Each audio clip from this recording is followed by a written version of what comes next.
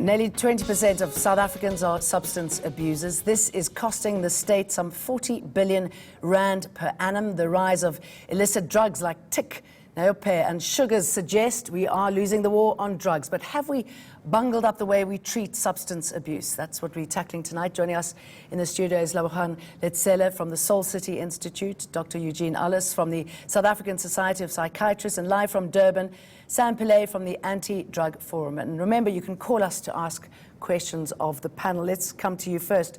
Pillay, tell us what you are seeing on a day-to-day basis. Well, we reached alarming proportion with this problem. It is so complex, it is so huge, and we are not getting the attention that it deserves.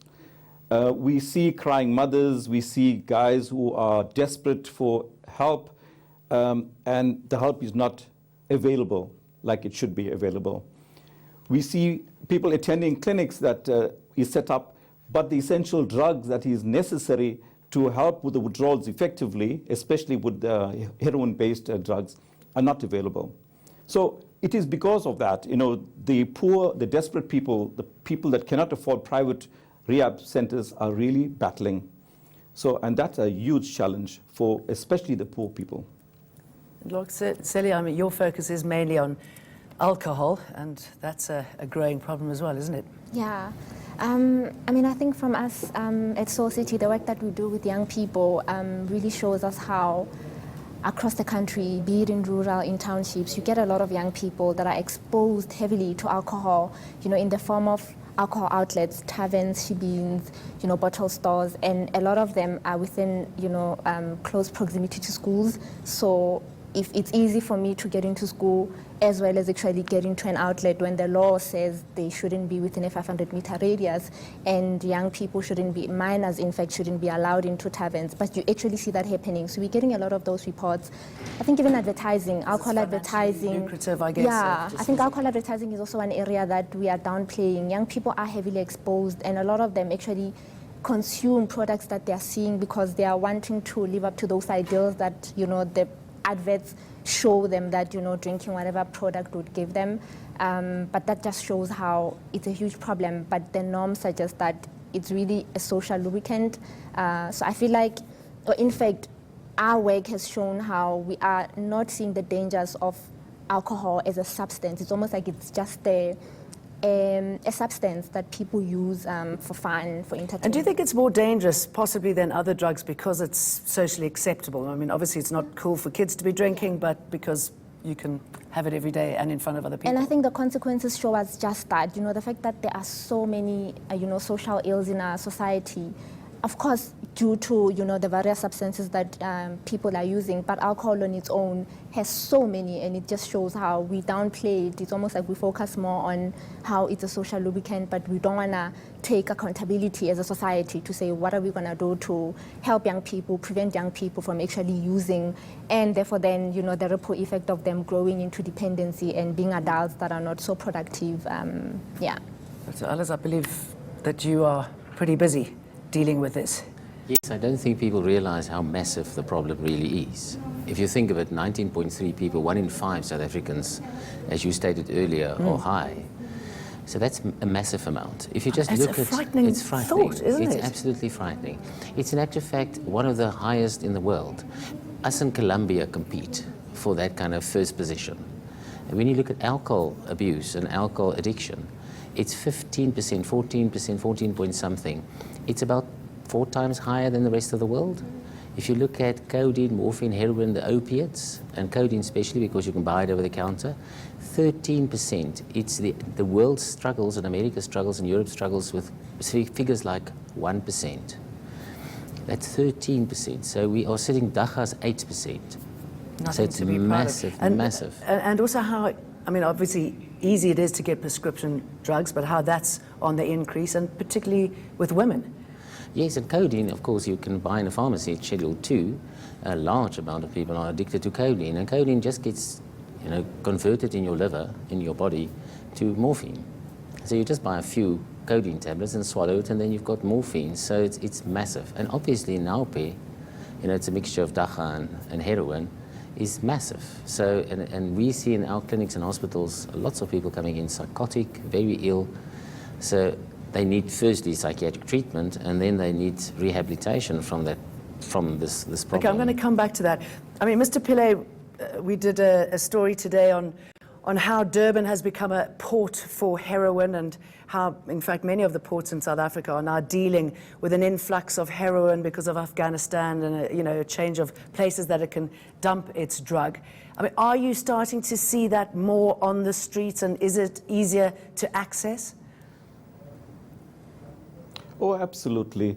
In fact, there was a UN report a few years ago which pointed all of this out. You know, Durban is a point of entry through airports, to our ports. But I don't think we're dealing with this effectively. And yes, we see it on a large scale all over. There isn't a place in Durban or surrounding areas that is safe from drugs. It's so easily available. It's scary. You know, we're talking about how practically every street in some township you'll find a drug dealer or a runner. It's so easily available, and that's our main concern as well. You know, and besides the rehabilitation issue, the supply is so easily available, and that's why it is so difficult to control. We have a problem with dealing with the supply. There is no doubt about it. We have very large figures of confiscation, all of that, but where they confiscated from, those dealers are still operating. So the shops are not closing down. You know, somebody just get caught. The conviction rates are low. So we need to be dealing with this, cutting down the supply more effectively. Okay, I'm just going to stop you there for a minute. Sorry, Mr. Pillay. I'm just going to stop you there for a minute because we've got somebody on the line from Wellington who chooses to remain anonymous. Go ahead, please. Okay. We've lost her. Sorry, Mr. Pillay, I jumped in there, but I guess that also, you know, one of the problems is the policing of this. Many police are involved, but it must be hard to rein in people when there are so many.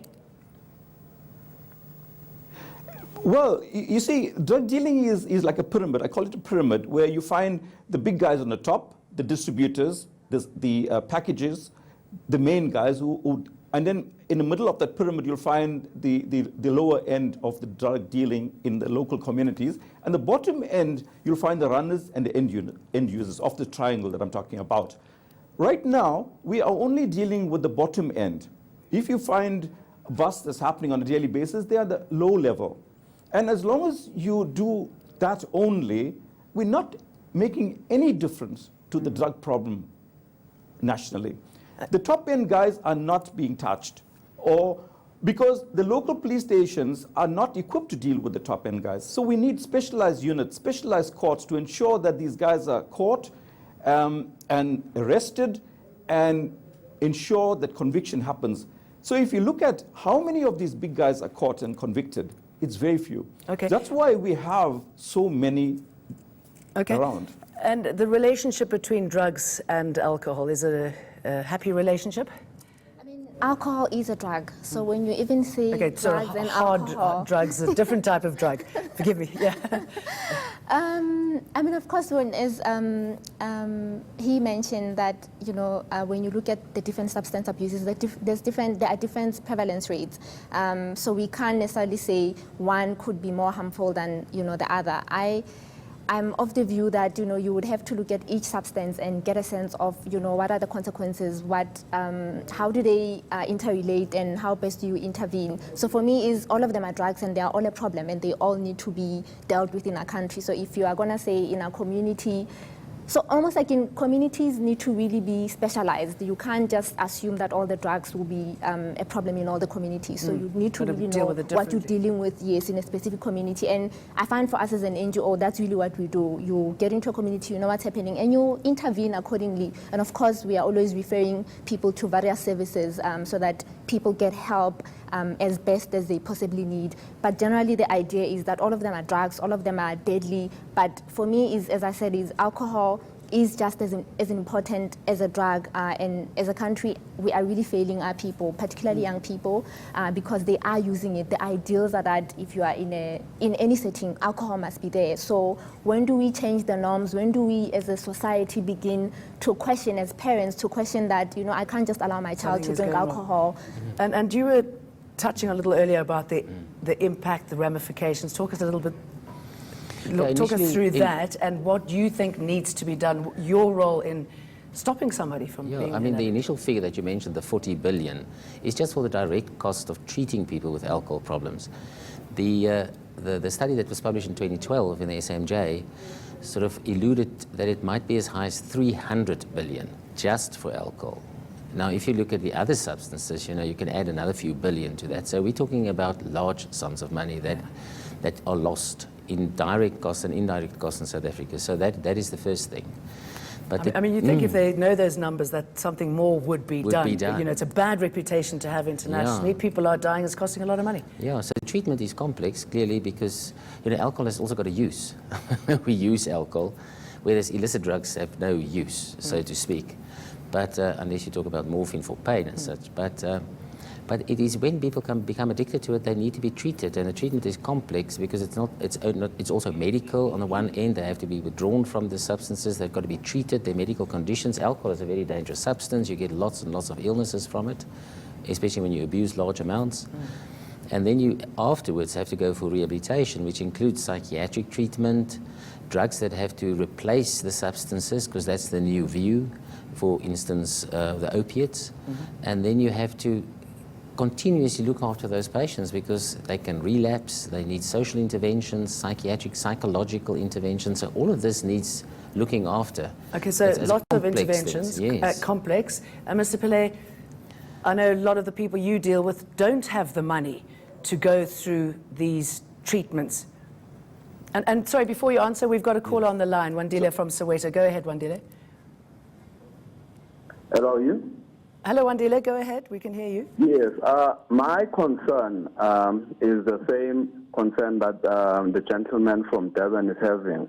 You know, in our community, I'm from Soweto in Project Land, where, you know, nyaope and other drugs, they are so easily accessible. Not only nyaope and tick, even dacha, you know, it's so easily accessible that you get 6 houses within 15 houses that are selling dacha. You know, I'm sitting right now calling in, I'm sitting with a joint. Yes, that's wrong, but that's how easily accessible drugs are. And the police aren't doing enough, especially in my community, Project Land. You get them accepting money from the dealers. You know, the dealers aren't even afraid or scared of the police anymore. Even the judiciary, you know, when they get arrested, they tell you straight that, you know, the magistrates, they're not going to do nothing. Yes, you can arrest us. So even the police, they get tired of arresting people. Then when they get to court, then they get out so easily. That's why let's leave it there, Wandile. Thank you. Wandile was just saying how easy it is. I mean, everybody is doing it. Everybody is selling next to him. But tell us more about, okay, obviously that doesn't help the recovery process, does it? If you can see people doing it all the time and when somebody doesn't have the money to go through the treatment. Yeah. You know, it is so scary now. It's like acceptable in the community that there is a drug dealer and he's selling his wares and there are people in the community buying it and no consequences. And that is so sad. And because it is so easily available, there's no consequences, you get more dealers coming up because it's so much money to be made. And then when the guy gets addicted, it depends on the drug that he gets addicted to. Like the sugars you mentioned, it's also called wunga now, or nyaope. It's heroin-based. Highly addictive, and once you're addicted to that drug, there's no way you can just stop it. You cannot get up one morning and say, no, I don't have money today, I'm not going to smoke. You have to smoke because the withdrawal symptoms are so hectic. Like one girl described it as plunging a knife in your back and twisting that knife. That's how serious that the pain is. So these people will have to smoke, and how do they get the money? That's when they will resort to crime. Even innocent people will resort to crime because of the desperate nature to kill that pain that they experience. So when that happens, well, they start with the trend is they will sell their own things, then they will go for the brothers or sisters, and then their parents, and then they'll take the little items from home.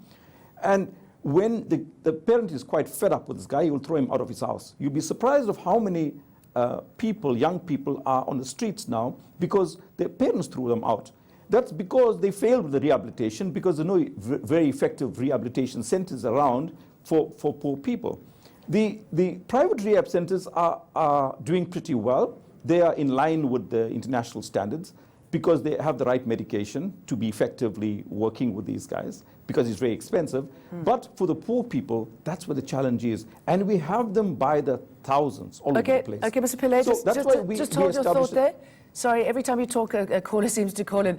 So, excuse me, Saad, go ahead from Cape Town. Hi, good evening. I just want to make two comments. The first one is that if you want to see any of the social ills of society, you just have to go to one of our state hospitals, and particularly in the townships. It's just an absolute major incident on the weekends where the patients are inebriated from alcohol. And alcohol kills. That's the first thing I want to make. It's a public health disaster. The other thing that I'd like to make, the other thing I'd like to make a comment on is that Black Friday, one of our busiest weekends of the year, is the Saturday and Sunday after Black Friday, where alcohol is on sale. And I think that it's something it's a small little low-hanging fruit that you can target. So I do think that alcohol and drugs are a public health national emergency. Okay. And unless we tackle it, we're going to lose lives. Okay, thank you. Let's talk about low-hanging fruit. How do we tackle this I think easily? picking up from what the gentleman from Cape Town said, the fact that, promotions, discounts, bulk buying, pricing is an issue for alcohol. I mean, even with other drugs, there's also such issues. But for me, is if we would want to really tackle the issue and deal with it at a very high level, I see the community level, we need strict and really stringent regulation. So if you look at how at the moment we do have liquor laws that stipulate how alcohol should be distributed, how available it should be, but you find that the implementation or actually the monitoring of the policies is quite weak. So if we have policies but we're not complying, what do we do? That's one gap. But on the other hand, when you look at issues around marketing, availability, or even pricing itself, we really don't have a policy around that. I mean, I think the one contested issue is how we know that we have a control of marketing of alcoholic beverages bill, and it was never passed. It's still hanging, in the air. But it's one law that would actually enable us to regulate marketing, because at the moment, we have ARA who are supposed to be monitoring, but that's not happening. So for me, is if we really want to deal with the issue at the very high level, we need strong regulation systems. But at a very community level as well, we do need to intervene. The fact that it's a norm issue, the fact that it's so normalized and drinking is so acceptable, and we never really come to party and to accept and acknowledge the dark consequences, makes it one thing that we really need to deal about it with it in our community. Let's hear what Steve has to say from Scottborough. Steve? Hi, thanks for taking my call. I'm a recovering addict. I've been clean 15 years. Congratulations. And a lot of my experience is that alcohol is very much a gateway to other drugs. You have a couple of drinks and then all the barriers go down, and then it's on to the stronger stuff. So I can have neither alcohol nor drugs. But the biggest problem that we have is that the municipalities in the various areas, there's a lot of street addicts who can't afford to go to rehabs and things like that. And the police don't know how to deal with it. The police treat addicts as criminals when they should treat them as sick people and try and get them into rehabs. Maybe the police should get a drug-aligned, a drug person to deal with the drug addicts, for example, help them get into rehabs and that sort of thing. Okay, thanks, Steve. Okay, sorry, 2 points there. I mean, how do you stop an addiction? If you feel an addiction coming on, what should you be doing? And if alcohol is a gateway to harder drugs, where do you start? Yeah, often people don't realize when addiction starts, because it's a slow process usually. Are there obvious signs? Well, I think your relatives and your friends soon realize that there's a problem. So it usually starts on that side, that people would say, I think you've got a problem, and then people start realizing. But if you have to use alcohol every day to cope, for instance, or in South Africa, the biggest problem is binge drinking. So when people go home over the weekends on Fridays, they buy a few bottles of brandy or whatever, and then they have it all over the weekend. So we have that kind of binge drinking behavior. So when you have to function socially or at work or to sleep or whatever, then there's already a problem. And when you start using excessive amounts of alcohol, then there is a problem. Now, the question is always, what is excessive? You know, some people take a bottle of wine every day, but that is excessive. Okay, and let's leave it there. I'm sure they can get in touch with you if anybody needs some advice on this topic. Very good to talk to all of you. Dr. Allers, Pillay, and Letsela, thank you. Coming up, ZANU-PF is preparing to face the official opposition in court. We speak to them.